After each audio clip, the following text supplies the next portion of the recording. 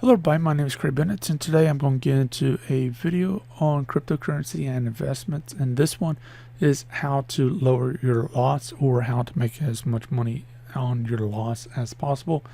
And basically this can be used on stock market and crypto and probably a few other markets. Now, with that one in mind, I'm not a financial advisor, nor an investment advisor, nor a tax advisor, but this is just from my personal experience. So as far as that goes, the first and the biggest method that can help most people is, let's say for example, you bought up here and the thing just tanked. Fine.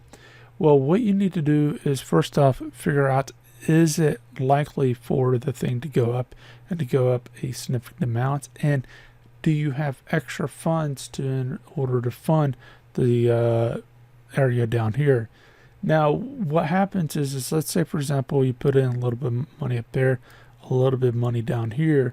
Well, what happens is the cost basis, which is basically what would be considered as your buy-in cost. So the lower that is, the as it goes up, the you make money. You're actually in a positive, so you're lowering the cost basis by doing this. And depending on how much money you put in here versus here is depending on where the cost basis will be. So if you didn't really put too much in at this point and have a lot more in this area, then the cost basis is probably going to be up towards top, if not really hardly moved at all.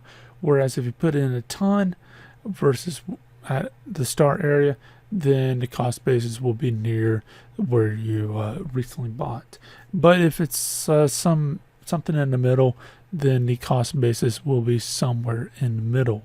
So that's something to note, is basically as it goes up, once it passes that cost basis, then you're in the positive. You're all good. So yeah. But as far as that goes, that's something that you have to judge yourself if you think the overall price will go back up in a reasonable amount of time. What is a reasonable amount of time? So for some people it might say a day, some people might say a week, some people might say a month, and for me, I'm like, for Bitcoin I can say 5 years. If I think it's going to go up in that time, then great. If not, then whatever. So that's something you have to also keep in mind, is it going to go up, and also do you have the money? Now let's assume that you don't have the money, or you're not really sure it's going to go up, you don't have the trust, or some other thing. How do you get around with your losses? Now, depending on the country that you're in, this is something that you may want to really keep in mind, in the back of your mind, is depending on the country you're in. So if you're something like in the United States, you can actually use your losses to deduct on your taxes. Again, I'm not a tax advisor, so talk to an actual tax advisor on this for clarity. But from my understanding, for United States taxes, you can deduct $3,000 per year, and if you have bigger losses than that, then there's ways around that. But as far as that, it's pretty much $3,000 a year for deduction. So let's say, for example, that this never recovers. Well, the fact is yeah, you can take that hit, that say a $3,000 hit, assuming that you got that much, that will be deducted off of your overall taxes. So you can do the math and figure out if that's worth it or not. Now, keep in mind that if you hold it for multiple years, in say 3 years down the road, you sell it off then, and it is still a loss, and say it's $3,000 loss, and the tax laws are representing that, then guess what? You can use that to again lower your overall taxes. So yeah. And for those of you who are kind of anti-tax and whatnot, I kind of understand your viewpoint, but keep in mind, places like the United States, you don't really want to fool with these type of things, especially since any place like Coinbase, Binance, or whatever that does a KYC, it reports to the IRS. So don't play around. Just do the lawful thing as best you can. Now, let's assume that you're not in a country that allows for that, and also you cannot use the a semi DCA method. Well, what next? Another method that you can use, and this is depending on the country, how worthwhile this can be, because in the United States you do get tax on swaps, is considered as like a capital gains tax. Look it up with your tax advisors, tax people, in order to go further more into that. But depending on how you do it, it could be worthwhile on just swapping the coin for another coin. So for example, just sell that for, United States dollar, Tether coin, or whatever stable coin, and then just buy back when you think it's at a lower price.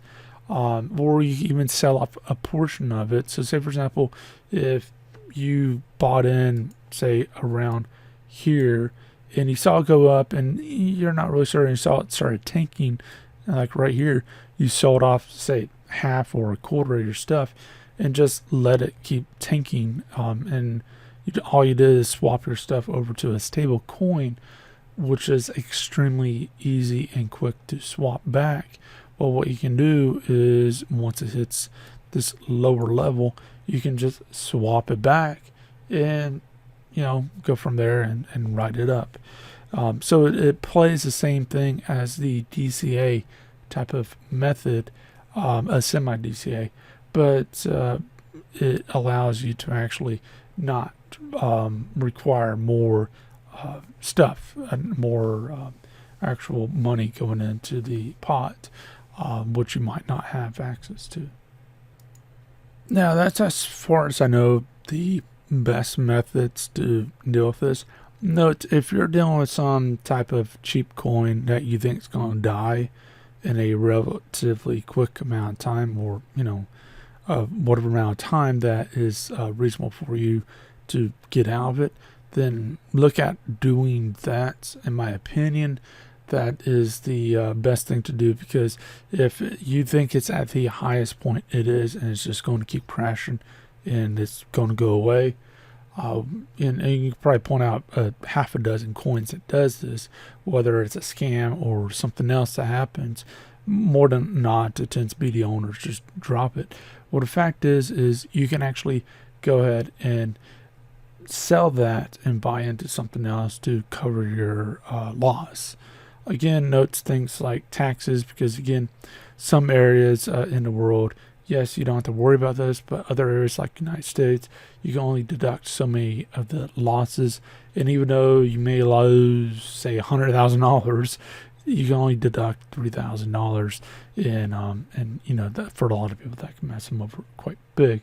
So note that, because note that if you can actually, if you feel like you can actually hold it for multiple years, or at least another year or whatever, then note that that is a possibility. But also note that in some countries, like the United States again, is if you hold a stock or a crypto or whatever it may be for more than, say, if it's 12 months and 1 day, then that's considered as long-term stock or crypto, long-term capital gains for when you sell it. And it depending on how much you sold for that given year, as far as capital gains wise, you might not even have to pay any taxes at all on it, even though you're in a place like United States. I think, I'm not a tax person, but I think off the top of my head that right now it's $40,000. So if you have long-term gains, it's $40,000. Federal tax, it's or at least if it's under $40,000, then you don't have to pay. Again, you might want to check that just to make sure. But note that you still got stuff like state tax if you're in the United States.